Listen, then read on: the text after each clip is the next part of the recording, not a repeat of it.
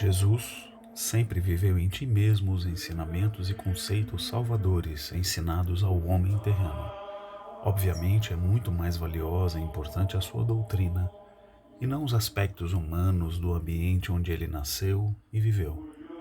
A consumação do seu holocausto na cruz foi o coroamento messiânico e a confirmação inconfundível de toda a sua doutrina recomendada à humanidade, sem derrogar as leis do mundo material, pois os seus próprios milagres nada tinham de sobrenaturais, mas podiam ser facilmente explicáveis pelas leis da física transcendental, com relação aos fenômenos mediúnicos hoje tão bem conhecidos.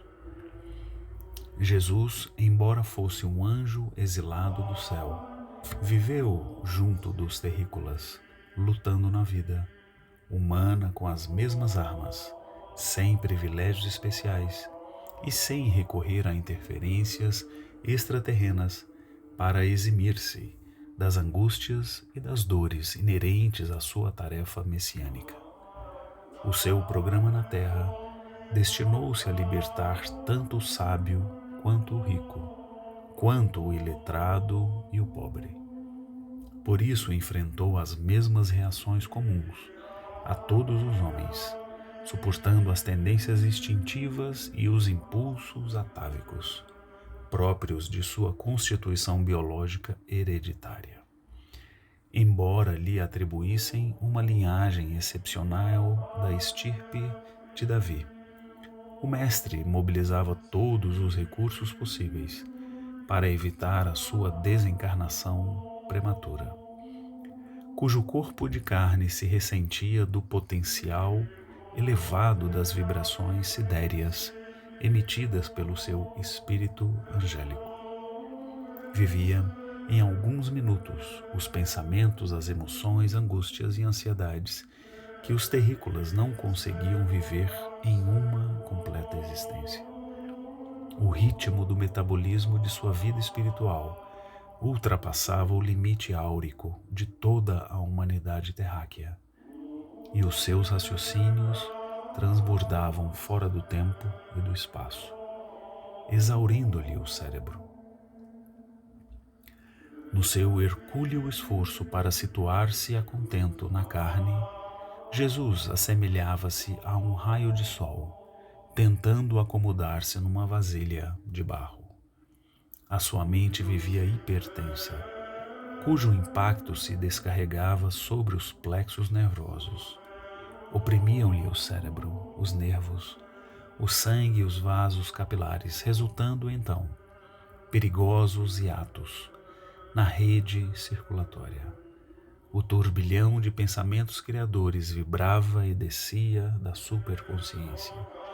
Ele então recorria aos jejuns periódicos, a fim de o seu espírito conseguir maior habilidade e liberdade nessas fases pré-agônicas de desafogo da matéria.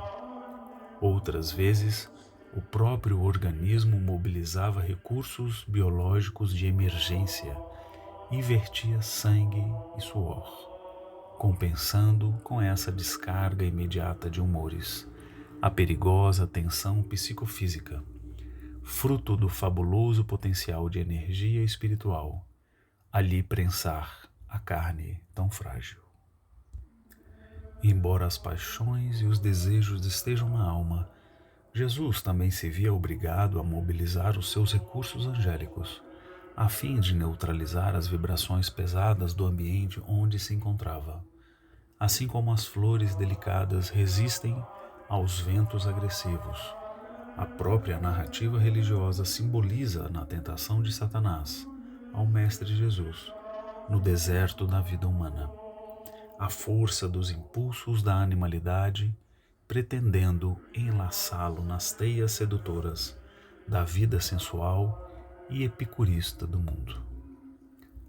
Malgrado o terrícola ainda não possuir sensibilidade moral apurada, em condições de avaliar o imenso sacrifício e a abnegação despendidos por Jesus para descer aos charcos do nosso mundo.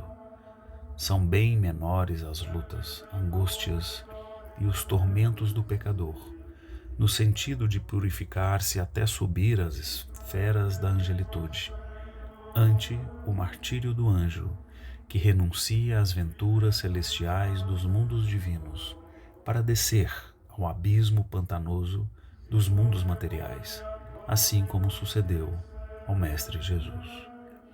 É bem mais fácil e cômodo despojarmos-nos dos trajes enlameados e tomarmos um banho refrescante, do que vestirmos roupas pesadas e descermos a um fosso de lodo repulsivo e infeccionado, onde se debatem criaturas necessitadas de nosso auxílio.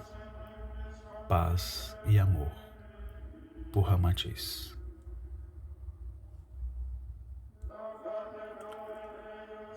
Pergunta: existe alguma fonte histórica que anotou a fisionomia de Jesus? Resposta: por Ramatiz.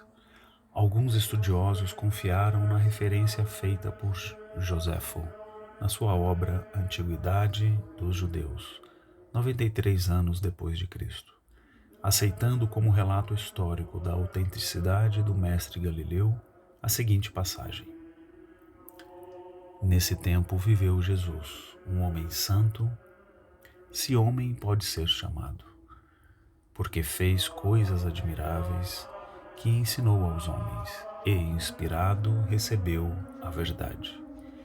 Era seguido por muitos judeus e muitos gregos. Foi o Messias. Mas, a nosso ver, as provas mais autênticas da vida de Jesus são as referências à perseguição aos cristãos, isto é, aos seguidores do Cristo. Havendo cristãos martirizados por se recusarem a abandonar a doutrina do seu líder Jesus, cujos fatos foram registrados pela história, concluiu-se que o Mestre Jesus não foi um mito, mas uma figura real. Malgrado a ausência de apontamentos históricos quanto à existência dos cristãos e do seu martírio, basta consultar as obras e anotações de Plínio, Suetônio, Tácito e outros da mesma época.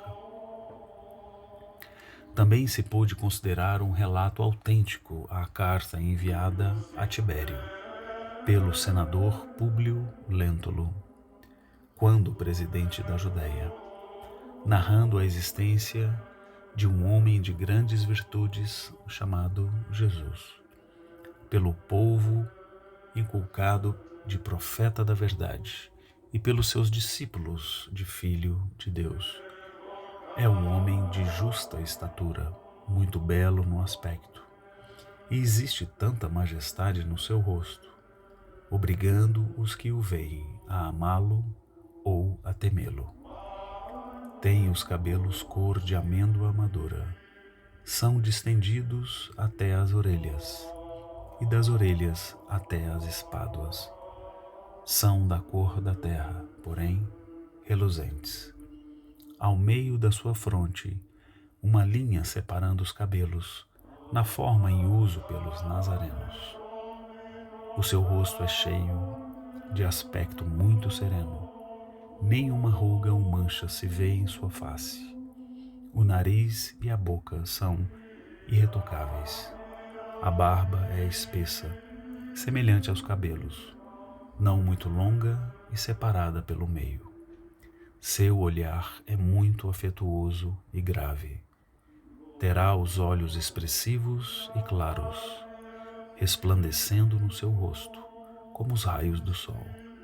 Porém, ninguém pode o olhar fixamente, o seu semblante, pois se resplende, subjuga, e quando ameniza, comove até as lágrimas.